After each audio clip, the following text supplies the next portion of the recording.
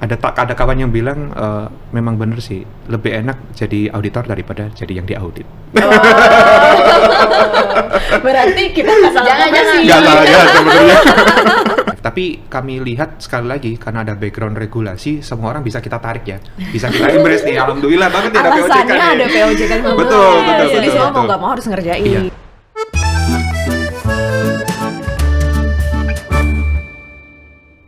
Hai Yaibers, jumpa lagi di Roti Manis, ruang obrolan rutin bermanfaat dan inspiratif. Emang ada yang nggak suka roti manis, El? Gak ada dong. Semuanya suka ya. Suka. Baiklah, bersama dengan saya Elisa dan juga Saya Dita. akan menemani Yaibers semua untuk ngobrol-ngobrol hal seru dan yang pasti bermanfaat ya, Dir. Hot topic gak nih, El? Haruslah, masa Roti Manis gak kasih hot topic ya nggak? Berarti yang mau kita bahas yang emang beneran Ini lagi terkini nih, Dita. lagi disibuk-sibukan banget Benar, ya. benar. Semua orang lagi ngomongin ini, mundurin cuti gara-gara ini. Ya mungkin aja, Mungkin bisa aja jadi. ya. Wah. Nanti kita kasih clue-nya ya, berhubungan dengan regulasi. Oh, berhubungan dengan regulasi. Lagi-lagi ya, banking pasti regulasinya banyak nih. Betul, highly regulated ya, Dita. Betul. Oke lah, yuk kita langsung kenalan aja yuk sama bintang tamu kita. Halo. Halo Elisa, Dita, halo Yaibers. Hai Nah, Rasihan. baru sebenarnya Ya, pengen pagi-pagi. bilang nih, kita belum kenalin Rosihan loh. Sebagai Wasekjen atau Wakil Sekretaris Jenderal IAIB untuk periode ini. Ya. Nah, jadi selain kesibukannya sebagai operational risk nih, juga merupakan pengurus inti dari IAIB. Iya. Kita dengar-dengar Rasihan baru pindah nih ya sebelumnya internal audit lalu ke operational risk ya. Iya bener Dita. Jadi bulan Mei lalu tuh akhirnya setelah penantian 13 tahun Iya. Wah, 13 di internal 13 audit tahun. gitu ya. Baru 13 tahun loh. Baru 13 tahun ya. Pindah tuh ke unit kerja baru di operational risk gitu ceritanya Dita Melisa. Tapi emang pilihan sendiri atau ada tugas negara? nih? Sebenarnya pilihan sendiri sih. Aku kan tipenya orang yang apa ya sebenarnya Explorer ya? Explorer ya. Suka gampang bosanan juga gitu. Jadi waktu dulu di audit pun walaupun auditnya barang yang sama, pengen nyoba sesuatu yang baru gitu. Tapi setelah sekian tahun kayaknya memang harus nyoba hal yang baru di luar internal audit gitu. Walaupun sebenarnya dalam hati ini sudah ada di dalam darah nih. Waduh, Internal audit ini. Tapi ini terus belajar, terus berkembang ya Iya, kita harapannya dimanapun sih itu. gitu. Doain ya, mudah-mudahan bisa terus Bisa lah belajar. pasti. Iya. Internal audit aja 13 tahun udah mantap Iya. ya, apalagi di operational risk. oke. Banyak hal baru yang bisa dipelajari di sana ya. Ya, pastinya mungkin yang beda banget itu tuh sekarang lebih deket sama teman-teman di lini pertama ya. Ngerasain lah, lebih ngelihat. Kalau mungkin dulu di internal audit cuma dengar-dengar, hanya bisa mungkin ngira-ngira gimana perasaan teman-teman di lini pertama unit bisnis. Nah, kalau sekarang di risk ikutan juga karena ada fungsi juga risk takingnya juga sih sebenarnya di operational risk. Ngerasain gitu. jadi auditi ya. setengah lah, Dit. Iya. Tapi satu hal yang apa namanya menurutku tuh bener tuh. Ada kawan yang bilang memang bener sih, lebih enak jadi auditor daripada jadi yang diaudit. Berarti kita nggak salah Jangan profesi. sih. Nggak salah ya sebenarnya. Oke. By the way ya, kalau ngomongin operational risk sekarang juga pastinya kan ada yang kayak kita sebut ya, Rosihan, ada terkait dengan peraturan terbaru juga nih, ya Dit ya. Iya, kita semua nih lagi pada membahas nih untuk POJK baru, POJK 15 tahun 2024. Tentang integritas pelaporan keuangan. Nah, kan memang kalau yang di tempat Rosihan sekarang berada nih, pastinya udah duluan nih ya kayaknya ya nerapinnya ya. Ya, kurang lebih lah. Ada yang lebih dulu sih. Oh iya, dari dulu ya. Pengen denger sih untuk kayak mungkin bisa kasih teman-teman Yaibers juga. Sebenarnya apa sih tentang integritas pelaporan keuangan itu? Mungkin sedikit sekilas tentang dari sisi kewajiban yang harus dipenuhi, atau mungkin bisa sharing juga ketika lagi mau menyusun Melaksanakannya. gimana sih tantangannya gitu ya. Jadi kalau kebetulan kan saya di BUMN ya, dari Kementerian BUMN itu dari awal tahun 2024 itu memang sudah kayak ngasih instruksi ke seluruh BUMN untuk self diagnostik lah ya terkait dengan implementasi iCover itu sendiri. Karena memang ada concern lah ya, kita mungkin tahu beberapa tahun kebelakang cukup banyak insiden di BUMN yang melibatkan skandal tuh laporan-laporan keuangan, di mana memang setelah terjadi kasus ada indikasi keterlibatan dari top manajemennya. That's why dari pihak Kementerian BUMN itu mendorong untuk implementasi iCover ini menerbitkan surat di awal tahun 2024. Nah, prosesnya jalan sekitar 6 bulanan gitu ya. Kita hire konsultan juga dan outputnya adalah dalam bentuk self report ya, diagnostik untuk disampaikan ke Kementerian BUMN. Nah, tapi sebenarnya semua itu tuh mungkin aku sampaikan juga. Jadi dari hasil assessment itu memang saat itu ditunjuk operasional risk nih sebagai koordinator untuk implementasi iCover di Bank Mandiri ya, dengan beberapa pertimbangan lah tentunya. Nah, tapi sebenarnya baru setelah POJK ini muncul di November ya sosialisasinya, ini benar-benar tuntutan untuk bergerak lebih cepat nih. Jadi karena ada beberapa ketentuan yang harus segera ya, yang 3 bulan, 6 bulan itu setelah diterbitkan. Jadi baru setelah di November terbit, semuanya bergerak cepat di Bank Mandiri. Aku pikir sih memang kalau nggak dipaksa regulasi ini kita mungkin akan bakal kehilangan momentum. Jadi ya di satu sisi waktunya mungkin cukup terbatas, tapi hikmahnya mungkin kalau nggak ada itu kita nggak akan jalan-jalan sih di Bank Mandiri mungkin ya untuk recovery ini. Tadi juga yang menarik kan awalnya di Kementerian BUMN aja nih, kemudian dari OJK sendiri akhirnya membuat POJK tersebut untuk nggak cuma BUMN, tapi memang semua bank, sampai BPR bahkan kan? Iya, karena menyadari pentingnya yang tadi ya, awareness terhadap kalau ada misalnya atau mencegah lah ya adanya keterlibatan terutama dari dalam organisasi itu sendiri. Ketika ngomongin case atau misalkan ada beberapa contoh yang tadi Rosian sebutin ya. Betul ya Lisa. Nah kalau waktu sosialisasi pertama dari OJK sendiri kan memang OJK tuh menggarisbawahi lagi nih gitu ya, bahwa memang ini tuh sebenarnya tujuan utamanya ultimate objeknya itu adalah menyasar dari manajemen nih, di mana harapannya tidak ada proses intervensi terkait dengan penyusunan laporan keuangan. Nah kalau di beberapa bab juga disebutkan kan ya, tidak hanya manajemen, top manajemen maksud saya, tapi juga dari stakeholder nih, gitu ya, yang mungkin punya ataupun dapat mempressure manajemen untuk berbuat di luar yang seharusnya lah gitu sih kurang lebih. Nah, kalau di POJK sendiri, teman-teman juga udah mungkin hatam juga ya. Kan dua nih yang krusial di POJK itu ya, yang bikin kemarin kita juga agak-agak tertantang nih ya. Pertama kan terkait dengan penyusunan kebijakan dan prosedur. Yang agak uniknya adalah harus disetujui oleh Dewan Direksi dan juga komisaris kan ya. Dan yang kedua adalah pembentukan unit kerja khusus. Kakaknya. Policy-nya deadline-nya 9 Januari, UKK-nya 9. Udah lewat loh. Kayaknya udah selesai semua ya. Kayaknya habis submit itu ketentuan udah pada cuti nih kayaknya. Tapi masih ada PR tadi UKK-nya. Karena kan memang kemarin juga pada saat diskusi, sosialisasi dan juga FGD itu yang mungkin jadi concern teman-teman di perbankan kan regulasinya duluan, UKK-nya belakangan. Nah, terus apa nih yang ngerjain policy ini kan gitu. Jadi memang ya kalau untuk di tempat saya sendiri karena kebetulan sudah ada self diagnostic dan udah ditunjuk OPRIS, memang kami di OPRIS yang memulai menginisiasi terkait dengan penyusunan ketentuan ini. Gitu sih. Wah, terus kalau misalnya nih perjalanannya dalam menyusun, tantangannya itu apa sih, Rosian? Kalau dari sisi BUMN sendiri, ini punten ya aku ambil contohnya BUMN sangat terbantu dengan adanya petunjuk teknis dari Kementerian BUMN. Jadi kami tidak start dari nol banget lah ya. Nah, jadi kalau dari sisi understanding, saya pikir acuan dari Kementerian BUMN bisa kita gunakan. Nah, yang menjadi challenge adalah saya pikir mengedukasi ataupun mencoba rekan-rekan di lini pertama, lini kedua, lini ketiga bisa mengembrace bahwa iCover memang jadi satu kebutuhan. Karena yang mungkin menjadi tantangan adalah ini pasti akan nambah kerjaan sih. Gitu sih, ini pasti akan nambah kerjaan.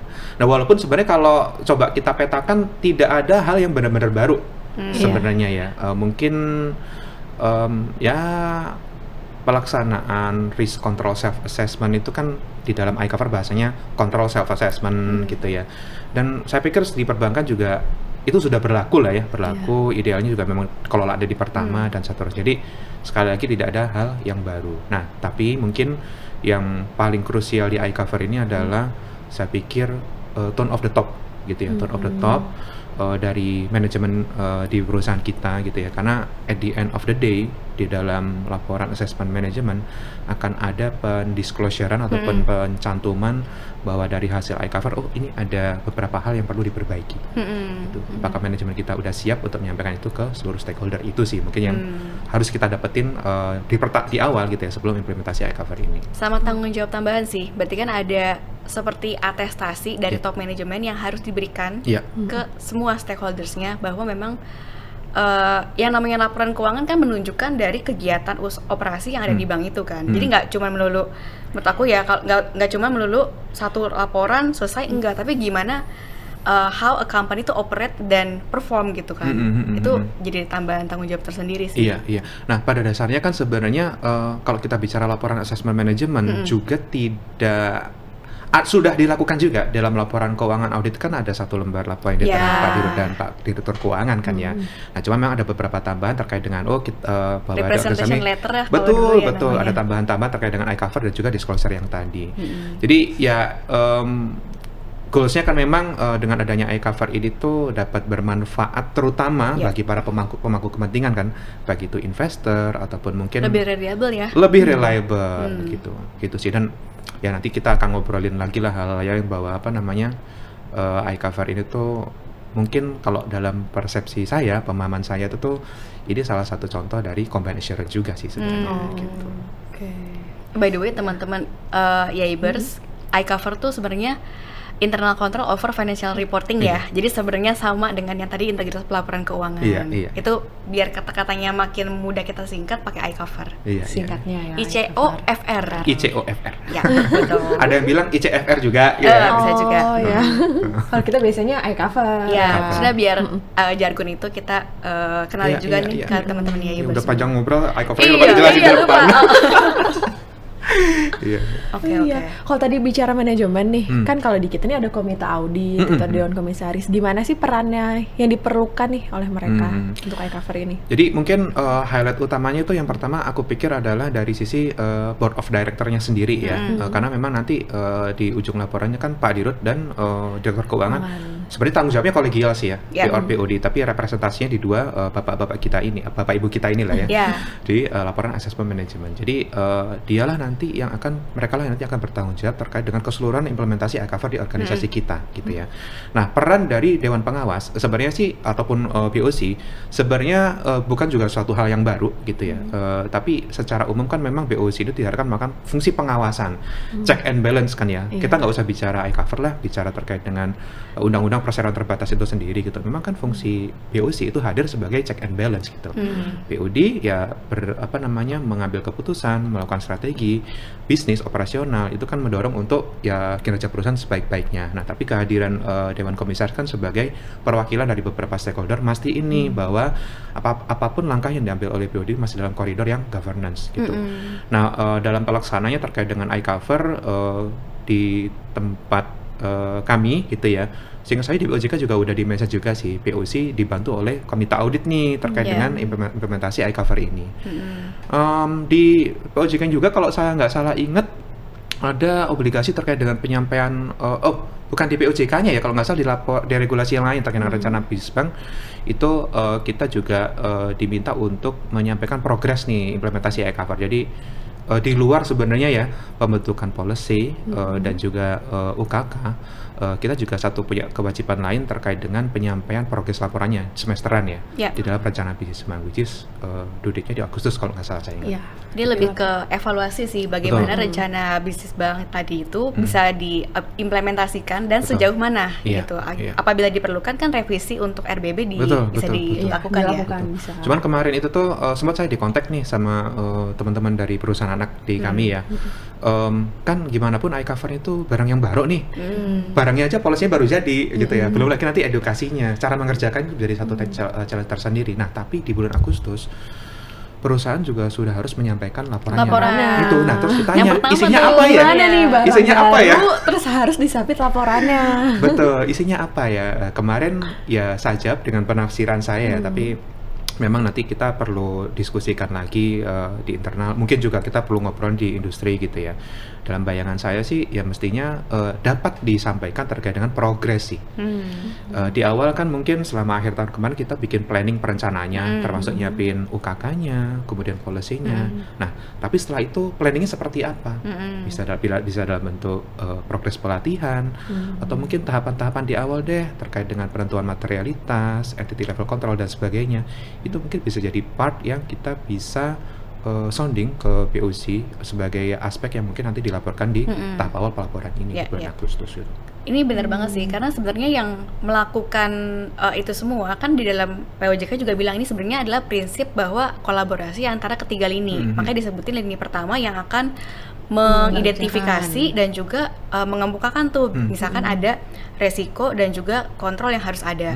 Nanti di lini kedua itu akan berkoordinasi lagi dengan lini pertama untuk saling kolaborasi dan menentukan risk assessment-nya, dibantu. Betul. Nah, makanya tadi ketika ngomongin ada tambahan pekerjaan dan segala macamnya, mungkin harusnya nggak se-heavy itu, cuman caranya aja jadi lebih dibikin struktural kali ya. Betul. Dan ada tambahan dokumentasinya. Betul. Nah, tambahan dokumentasi ini nih yang memang nanti kita benar-benar sebagai siapapun unit nanti yang akan menjadi UKK itu harus championing sih gitu, karena sebenarnya barangnya sudah ada tersebar aja gitu ya, atau belum terdokumentasi. Nah, itu tugas salah satu challenge dari si UKK-nya juga sih. Nah, tadi kan si Elisa bilang bahwa sebenarnya tidak ada barang baru ya.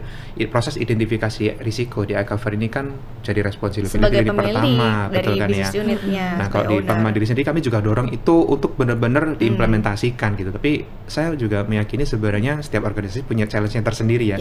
Dalam sisi maturitas lah ya.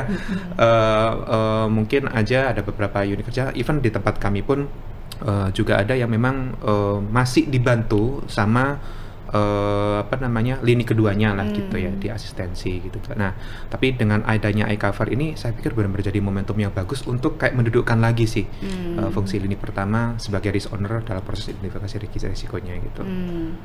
Oke. Dari sisi so far ya, kan sekarang udah sebagai lini kedua nih, Rosihan. Mereka ada consult yang lebih thorough atau detail nggak ya? Atau lebih banyak kita yang masih ngedrive nih? Atau mereka yang udah mulai sendiri initiatively? Masih dari sisi lini kedua yang ngedrive. Waktu awal pun ya kami sih dari operational risk yang ngedrive. Tapi kami lihat sekali lagi karena ada background regulasi, semua orang bisa kita tarik ya, bisa kita embrace nih. Alhamdulillah banget ya ada POJK. Alasannya ada POJK. Betul. Jadi semua mau nggak mau harus ngerjain. Iya. Tapi even after ini policy established nih kita rilis ya, justru di sini tantangannya lebih berat lagi sih, karena ngomongin aspek definisi materiality belum semua orang tahu loh. Ini kan mungkin kalau dari teman-teman kita di KAP itu hal yang mereka udah paham lah ya. Tapi materialitas itu apa? Kenapa materialitas itu? Asersi itu apa? Itu bahkan mungkin belum semua orang tahu. Jadi saya pikir di tahap awal kemarin juga udah ngobrol sama teman-teman di perusahaan lain, edukasi dan sosialisasi sih dari hal-hal yang kecil. Ini menjadi hal yang sangat challenging sih tahap awal itu. Aku belum bicara nanti ngomongin BPM RCM ya.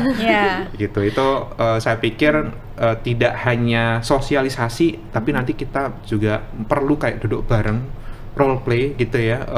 Bahkan ya udah pakai use case bareng aja gitu ya. Nggak ada yang benar, nggak ada yang salah lah. Tapi kita coba dulu menurut penafsiran kita tuh, after kita sudah memahami konsepnya, turunin ke BPM RCM itu kayak gimana gitu. Itu jadi harus emang benar-benar basic itu praktis semua sih. harus punya pemahaman yang sama. Jangan betul, sampai beda-beda nih judgementnya antara satu iya. lini dan lini kedua. Sebenarnya mungkin mentranslasi istilah BPM RCM ke dalam workflow atau RCS itu sih sebenarnya challenge-nya. Karena apa sih waktu awal material itu apa sih, BPM itu apa sih, RCM itu apa sih. Tapi setelah dikasih tahu, barangnya kayak gini, nah diskusinya itu lebih enak tuh pada saat perumusan BPM RCM. Gitu. Ini semoga aja kalau kan kita dalam bentuk webinar ini untuk saling diskusi dan informasi ya. Kalau ada dari mungkin regulasi atau regulator lah ya OJK menerbitkan lagi nih kayak guidance atau mungkin langsung aja bentuknya template untuk dokumentasinya, itu mungkin lebih enak lagi. Sangat juga membantu ya. Iya. Tapi kalau kemarin kita coba ingat-ingat yang di sosialisasi ataupun FGD yang kedua, yang saya ingat lah ya dari siapa ya ibu dari OJK ya bilang kan bahwa memang OJK secara sadar menyusun POJK ini tuh secara umum gitu ya. Karena kalau diatur secara detail, khawatirnya malah nanti mengikat gitu ya. Terlebih kan tadi bahwa pemberlakuan POJK ini tuh berlaku ke seluruh perbankan, bank umum, seluruh kategori buku, termasuk BPR juga, which is mungkin dari sisi kompleks organisasinya juga mungkin perlu effort yang sangat besar gitu ya untuk implementasi iCover itu sendiri. Tapi kayaknya sih ide untuk consult ke OJK, kemudian possibility untuk mereka nerbitin satu guidance mungkin bisa sih, cuman setidaknya untuk yang harus diungkapkan sih, kayak biasanya kan kalau laporan contoh nih ya, untuk laporan opini eksternal kan misalkan nih, yang pertama penyusunan berdasarkan apa, kemudian juga mungkin periode waktunya, biasa kan udah ada setidaknya yang perlu di stated lah aja gitu sih, supaya seragam juga dan konsisten nih dari semua perbankan ya.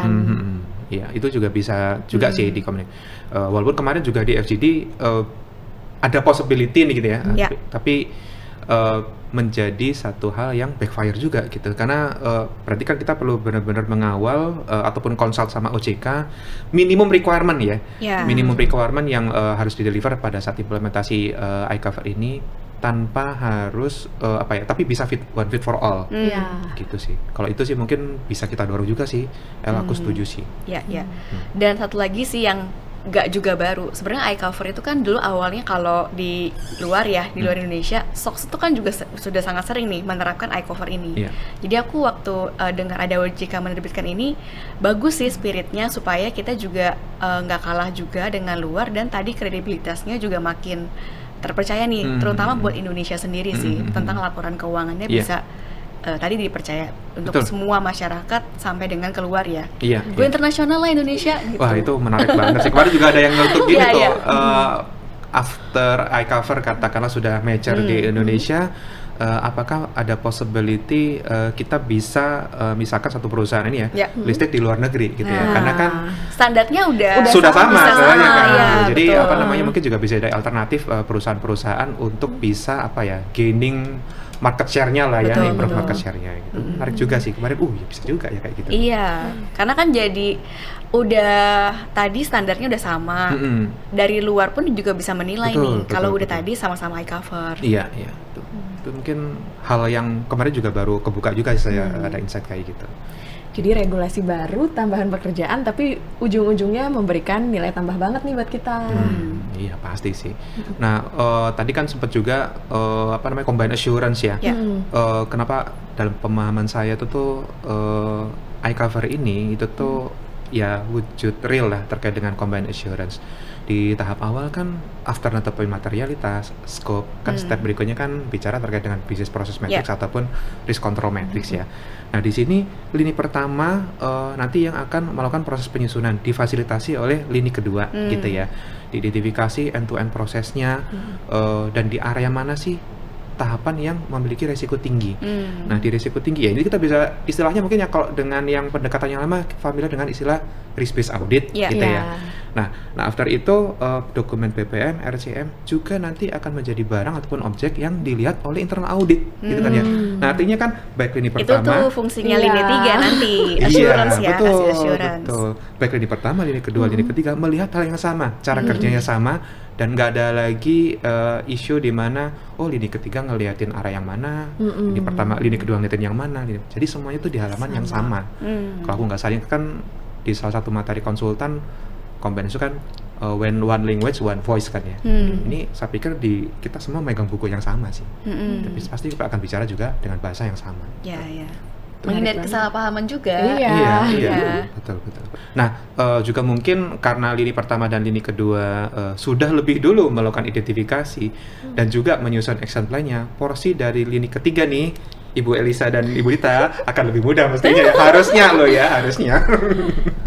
Tapi justru di situ tantangannya buat internal audit lebih besar, karena kan berarti harus ada perspektif lain yang diberikan nih. Kalau misalkan ada rekomendasi, mungkin yang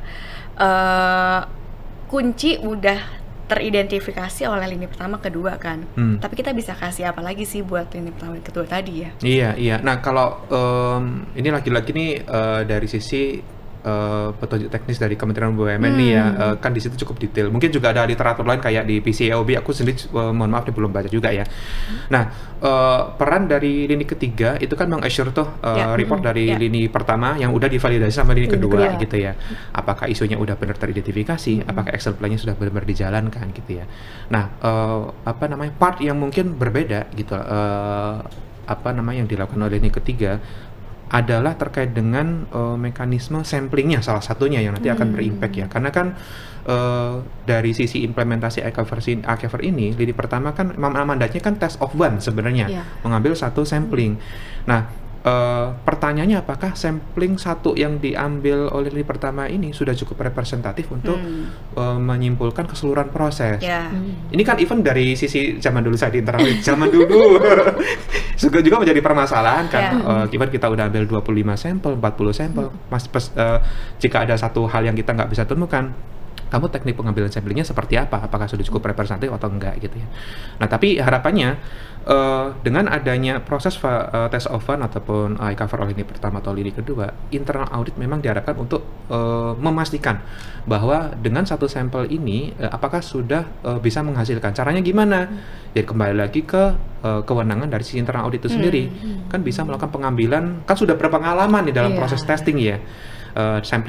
Jumlah samplingnya pertama pasti lebih banyak gitu ya, dan gitu nggak sih? Dan sudah teruji lah paten bahwa bertahun-tahun internal audit itu lebih rigid dan ilmiah dalam penetapan samplingnya, sehingga statement dari lini pertama kedua nanti benar-benar akan diuji oleh pelaksanaan verifikasi ataupun testing dari internal audit gitu sih. Tapi ya kita lihat dulu lah ya pelaksanaan gimana ya menuju itu ya tadi ya, laporan pertama di Agustus tadi. Iya. Nah, juga yang menjadi satu tantangan ya, mudah-mudahan lancar proses implementasi iCover ini.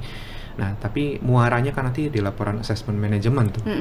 Nah, di sini saya pikir yang menjadi satu hal yang diskusi yang sangat-sangat berat gitu ya, menantang lah saya pikir gitu ya, karena hasil dari validasi internal audit nanti akan kita sampaikan ke Bapak Direksi untuk nanti di-disclose di dalam laporan assessment management tuh. Hasil dari laporan internal auditnya? Iya.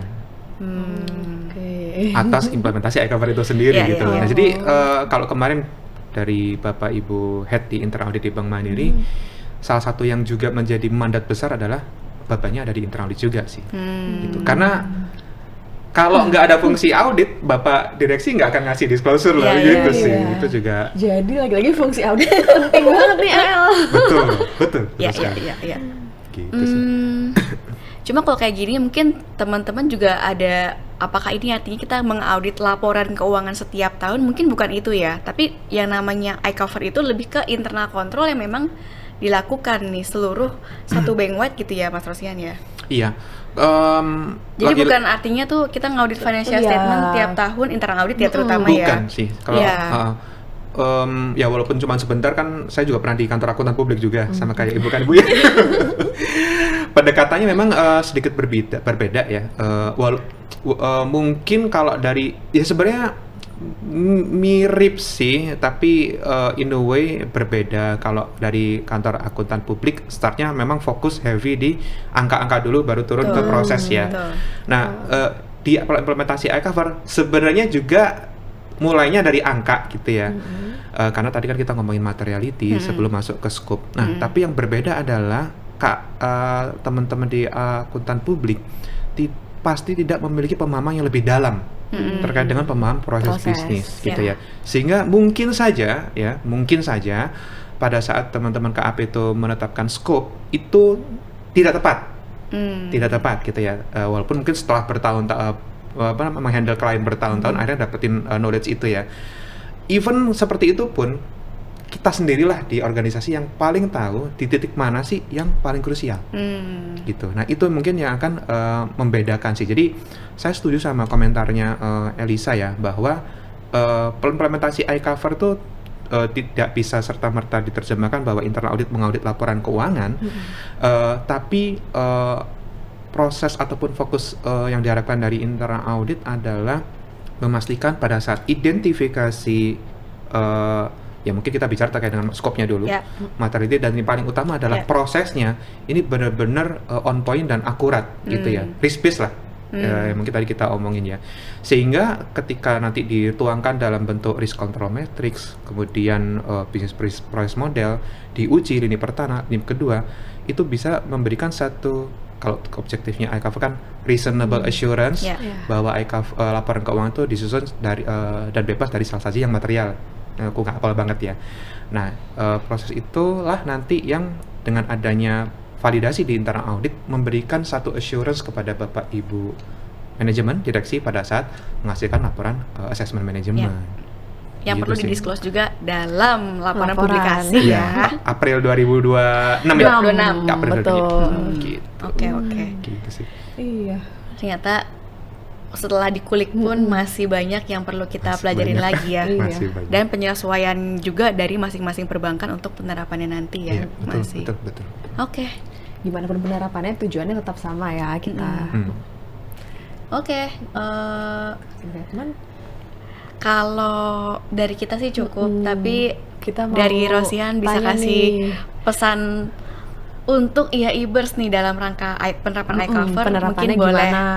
Atau tipsnya biar semangat nih. Jangan lihat aduh nambah kerjaan lagi gitu-gitu nih. Iya. Tipsnya gimana buat IAIBers? Ya, dari diskusi terkait dengan iCover, memang saya pikir yang bisa menjadi acuan untuk kita mengerjakan iCover ini adalah tujuan itu sendiri ya. Tujuan dari iCover ini kan sebenarnya sangat mulia gitu ya, bahwa dalam proses pelaporan keuangan ini hasil laporan keuangan itu reliable dan dapat digunakan oleh para pemangku kepentingan. Nah, bagaimanapun memang yang menjadi tantangan ini adalah hal baru. Dimanapun hal baru, setiap hal baru itu pasti ada tantangan di situ. Bagaimana kita bisa meyakinkan rekan kerja kita untuk mengimplementasikan, ini pasti akan menjadi satu tantangan tersendiri. Nah, setelah kita bisa meyakinkan, masih ada challenge berikutnya terkait dengan implementasi, karena gimana pun ini adalah hal semua yang baru. Jadi buat IAIBers nih, teman-teman di perbankan, tetap semangat gitu ya, dan yang jangan paling lupa penting kolaborasi Kolaborasi, gitu ya. iya.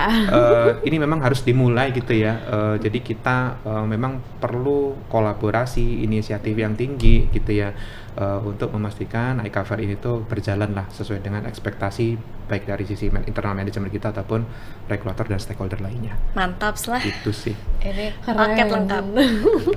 Gitu Terima sih. kasih sharingnya Iya. Rosihan. Ini juga akan membuka wawasan IAIBers ya, untuk yang kemarin cuma baca-baca sekilas, untuk yang belum mendalami lagi nih dengan ada podcast ini, kita yakin sih itu bisa Kayaknya nih bikin- kolom pertanyaan di YouTube nanti bakalan paling panjang deh Iya. komennya. sudah siap kan Rosihan? Nah, sorry satu lagi ya, aduh. untuk mastiin ini bisa jalan sesuai gitu ya. Kita memang tidak hanya siapapun nanti yang ditunjuk sebagai UKK ya. Kalau bisa juga kita manfaatkan komunitas yang ada nih, gitu ya. Apa mungkin yang Saling tadi sharing saling ya. sharing, Sharing. betul. Apa yang nanti mungkin saya sampaikan. Memang ada beberapa part yang cukup dominan penafsiran saya sendiri juga gitu ya, terlepas sudah ada diatur di regulasi. Jadi dengan ngobrol, karena yang saya sampaikan juga mungkin belum tuh bener sih sebenarnya. Jadi dengan ngobrol itu nanti mungkin akan jadi kayak collective knowledge, sehingga kita di perbankan tuh bisa jalan bareng lah, dan relatifly tadi juga bisa mencapai satu bentuk yang standar lah, tidak terlalu banyak beda antara satu bank dengan bank yang Betul lainnya. betul. Karena tujuannya regulasi tersebut dibuat kan untuk Indonesia, untuk Iya, semuanya ya. betul, Kita betul. udah Jadi- sering ngobrol-ngobrol juga nih sebenarnya Iya, sebelumnya ya. di belakang layar ya. Kasihan ya. Jadi IAIBers yuk join lebih aktif lagi di IAIB ya, kita lebih ngobrol lebih banyak lagi terkait dengan keperluan. Keren. Setuju, Karena setuju. tujuan IAIB kan buat itu, untuk menyatukan perbankan. Iya, betul. Dan Siap. memajukan juga profesi Betul. dan kompetensi internal auditor. Siap. Biar semakin Oke, keren. thank you banget ya udah datang. Terima Keren kasih banget udah diundang ya. Syahida. Iya. Karena Makasih. keren, kasih hadiah dong. Pastinya. Apa Oke, tuh? ini Oke. kenang-kenangan supaya tetap ingat ke roti manis ya, Rosian. Oh iya, selalu ingat. Terima Biar kasih ya, semakin Lisa. semangat. Siap ya. Makasih ya Lisa, Dita IAIB. Oke. Sekian Kalau dulu nih, gitu, El. kita harus berpisah dulu dengan Padahal teman-teman masih YIB banyak ya. yang seru nih yang mau dibahas. Mungkin Nggak apa-apa. kalau Yaibers masih Nextnya. penasaran, bisa aja tulis di kolom komen ya. Nanti kita minta Roshan langsung untuk jawab. Betul. Atau mau minta sesi kedua dari tentang eye cover lagi, bisa di komen. Mau ada training khusus, tulis bisa di komen. Nanti kalau misalkan yang paling keren komennya, yang paling kritis, kita akan kasih hadiah juga loh, Rosyan. Oh mantep sih, emang luar biasa Tapi sih ya ini. jangan lupa nih harus follow, subscribe semua sosial media IAIB. IAIB. Oke, nanti kita umumin di minggu keempat ya, setelah Ya. penayangan di minggu kedua. Kita tunggu sampai minggu ketiga komennya, lalu kita kasih hadiah di minggu keempat. Iya. Sip deh, kalau gitu. Terima Sampai ketemu kasih. lagi, YAIBers. Bye-bye. Dadah.